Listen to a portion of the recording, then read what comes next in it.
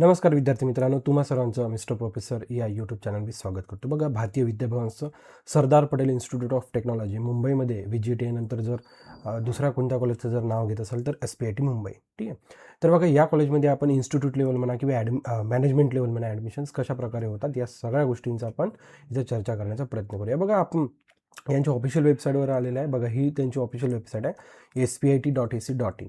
या ऑफिशियल वेबसाईटवर आल्यानंतर बघा, ॲडमिशन 2026-27 या सेक्शनमध्ये आल्यानंतर बघा, first year BTech CAP round आणि first year BTech against CAP and institute level या राऊंड आपण म्हणजे या टॅबवर क्लिक केल्यानंतर option forms 1 minute are open.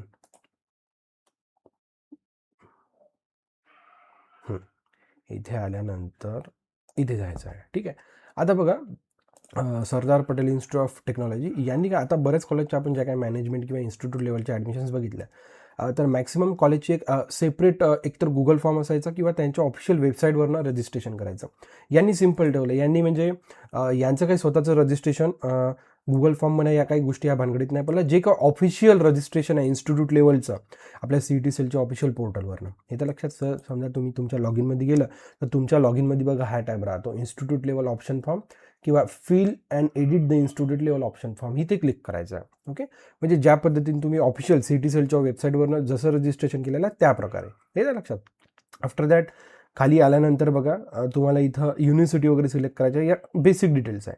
या बेसिक डिटेल्स सिलेक्ट केल्यानंतर तुम्हाला कॉलेजेस म्हणजे कोणत्या युनिव्हर्सिटी अप्लाय करायचे आहे बघा. जसं मुंबई युनिव्हर्सिटीत अप्लाय करायचं, मुंबई युनिव्हर्सिटी आपण सिलेक्ट केली. After that select university, select institute status, या सगळ्या गोष्टी सिलेक्ट केल्यानंतर तुम्हाला कॉलेज येऊन जाईल. याच्या लक्षात बघा. जसं आता यांनी भारतीय विद्याभवनचं Sardar Patel institute of technology Andheri Mumbai हे कॉलेज सिलेक्ट केलेलं आहे. ओके. बघा, आणि सेव्ह अँड प्रोसीड केलेलं आहे. तर म्हणजे हे जे काही रजिस्ट्रेशन आहे CET सेलच्या मार्फतच या कॉलेज तुम्हाला रजिस्ट्रेशन करायचं आहे. स्पेशल काही रजिस्ट्रेशन करायचं नाही आहे. म्हणजे असं म्हणजे मला यांच्या वेबसाईटवर त्यांचं स्पेशली रजिस्ट्रेशन करायचं बा इन्स्टिट्यूट लेवलसाठी असं मला काही दिसलेलं नाही आहे. सर्च केल्यानंतर आपल्याला तोच एक डॉक्युमेंट दिसला, सिम्पल. ठीक आहे. आता बघा, काही बघा, Sardar Patel institute of technology admission notice 26-27. ठीक आहे, हे यांच्यासाठी आहे. ठीक आहे. बघा, आता ही ॲडमिशन नोटीस आहे 3 ऑगस्टला आली होती. Okay. For the academic year 26-27 the total institute level Kota seats available at SPIT. बघा, टोटल 96 सीट्स अवेलेबल आहेत इन्स्टिट्यूट लेवलला. जर तुम्हाला तिथे ॲडमिशन घ्यायची तर 3 प्रकारच्याच ब्रांचेस तुम्हाला SPITला दिसते आणि पूर्ण टेक ब्रांचेस आहे. बघा, computer engineering 48, computer science and engineering 24, electronics and telecommunication 24, अशा टोटल 96 तिथे अवेलेबल आहे. Additionally after cap vacancies will solve. ठीक आहे. म्हणजे आता बघा, म्हणजे कॅप राऊंड 4 झाल्यानंतर जर तिथे अजून अवेलेबल जर राहिलं तर अगेन्स्ट कॅपसाठी ज्या सीट जातात त्याही पण राहणार आहे. ठीक आहे. As per the admission policy of state 80% seats instructed to the. ठीक आहे. म्हणजे 80% त्या filled by the CAP rounds होतात. 85 अँड 85 रिमेनिंग 20 सीट्स. ठीक आहे.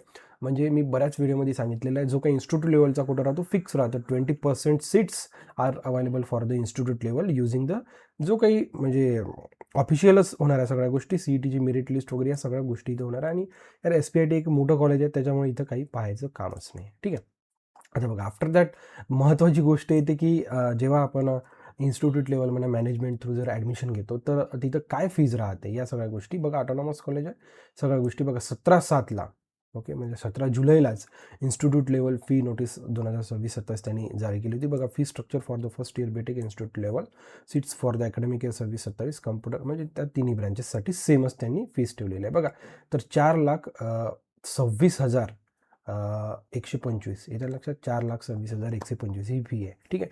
त्यातली बघा, ट्युशन फी बघा 3 लाख समथिंग गेलेलं आहे. डेव्हलपमेंट फी 55,000च्या घरात, लायब्ररी अँड 2,000 आणि इन्शुरन्स अँड स्टुडंट 125 रुपये. ठीक आहे. The above fees are paid every year till the completion of the course. म्हणजे तुम्हाला 4ही वर्ष 4 लाख समथिंग ते भरायचं आहे. Tuition and development fees are likely to be raise the difference in to be. काही हरकत नाही, हे तर लक्षात. ओके. आफ्टर दॅट बघा, त्यांनी ॲडव्हर्टाइजमेंट पब्लिश केली होती ही सरदार पटेल यंदा संस्थामध्ये मध्यवर्ती प्रवेश प्रक्रिया फिरा. ठीक आहे. त्यांची म्हणजे मराठीतली ॲड आहे, ही इंग्लिशमधली ॲड आहे. All engineer spends pans and stakeholders are hereby inform that. आता तेच त्यांनी गोष्ट तिथं केलेलं आहे. ठीक आहे. आता बघा, मला एक बघायचं आहे की म्हणजे ही जी काही आपली फी आहे 4,26,000. ठीक आहे. तर नॉर्मली इथे किती फी राहते आपण ते एकदा चेक करून घेऊया. First year BTech CAP round इथे आपल्याला मिळू शकते ते fee CAP round reporting first year BTech admission fee notice. हां, बघा आता समजा ओपन कॅटेगरीचा समजा जर एखादा विद्यार्थी राहिला आणि इथे त्यांनी जर ॲडमिशन घेतली तर 2,14,000 फी आहे, हे त्या लक्षात. आणि समजा जर समजा आपण इथं इन्स्टिट्यूट लेवलवर जर घेतली तर 4,26,000 म्हणजे जवळजवळ दुप्पटच, हे त्या लक्षात. 2,00,000च्या जवळजवळ दुप्पटच ती तुम्हाला फी बघायला मिळते, हे त्या लक्षात.